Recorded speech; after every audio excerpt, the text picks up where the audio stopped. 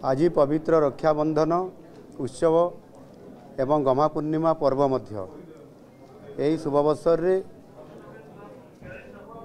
समस्त भौणी माननकु मो तरफ शुभेच्छा एवं अभिनंदन जनाऊँगी एवं समानंकु सुरक्षा केमिति मिलिबो सेतिपाई मध्य आज मु ये पवित्र रक्षाबंधन उत्सव रे प्रतिश्रुति दौची समाने समस्ते भलरे रहिबे सुखरे रहिबे सुरक्षा रे रहिबे आ समस्त ओडिशार भौणी मानकु सेतिपाई मध्य मु सुभद्रा योजना रे समानंकर सुरक्षा एवं समानंकर उन्नति पाई मध्य योजना करिछि समानंकर उत्तरोत्तर कामना करूछि।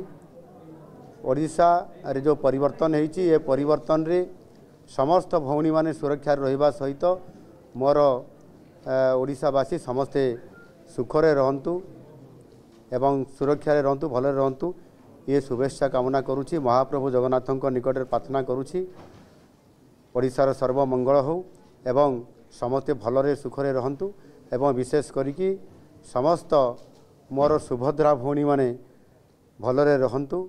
बहुत बहुत धन्यवाद।